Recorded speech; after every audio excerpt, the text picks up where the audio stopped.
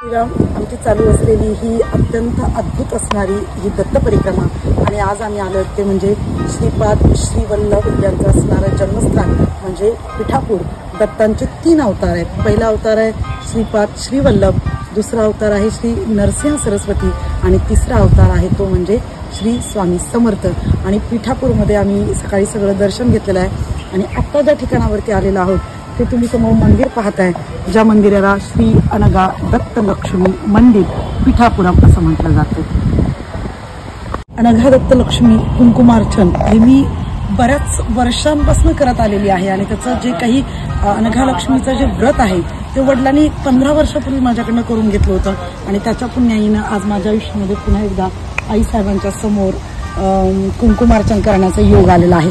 आता अनघा दत्त लक्ष्मी हे बऱ्याच जणांना माहिती नाहीये, पण त्याच्याबद्दल पुराणांमध्ये किंवा दत्त महात्म्य ग्रंथामध्ये असं सांगितलेलं आहे की दत्त प्रभू खरं तर त्यांचा जो अवतार आहे तो ब्रह्मचारी असणारा अवतार आहे, परंतु काही शिष्यांनी दत्तांना ज्या वेळेला आग्रह केला की बाबा आम्हाला तुमच्याकडे ज्या काही अष्टसिद्धी वगैरे आहेत त्यांच्याबद्दल विलक्षण असणारं अनुभूत ज्ञान आम्हाला हवं आहे, त्यावेळेला दत्तांनी याच ठिकाणावरती जे तुम्ही समोर पाहताय याला श्री दत्त सरोवर असं म्हटलं जातं। या सरोवराच्या काठावरती सगळीच शिष्य मंडळी आलेली आहेत आणि दत्तांनी त्यांची लघुलाघव असणारी अवधूत चिंतन श्री गुरुदैव दत्त असं आपण म्हणतो। अवधूत या शब्दाचा अर्थ काय असेल तर अवधूत माने संकल्प मात्र सृष्टीची निर्मिती करणं आणि दत्तांचा अवतार म्हणजे ब्रह्मा विष्णू आणि महेश म्हणजे सृष्टीचं सृजन करणं, सृष्टीचं पालन करणं आणि सृष्टीचा संवार करणं।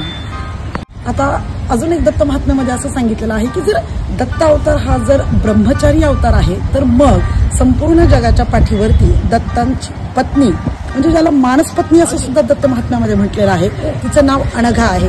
अनघा म्हणजे नघ म्हणजे पाप, जी पापाचं निर्दलन करते अशी असणारी ही लक्ष्मी अनघा।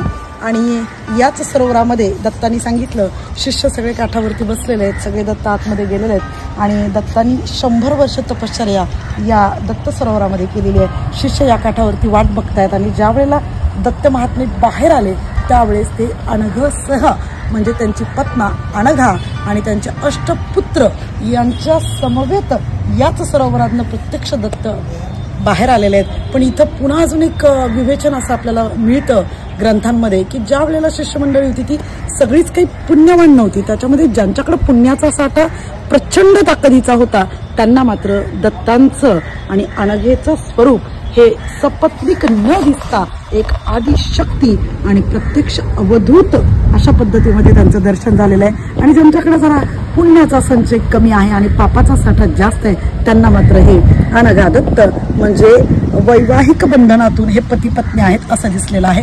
खरं तर इथं अशी मान्यता आहे की दत्तांच्या मानसेतनं निर्माण झालेली ही आदिशक्ती लक्ष्मी आहे आणि त्यांची मुलं हे सुद्धा मानस जे काही आहे त्यांच्या संकल्पनेतनं निर्माण झालेले आहेत। असं असणारं अत्यंत प्राचीन आणि अत्यंत जागृत असणारं अनघा दत्त लक्ष्मीचं आम्ही आज इथं दर्शन घेतलेलं आहे। श्री क्षेत्र पिठापुरम अवधूत चिंतन श्री गुरुदेव दत्त।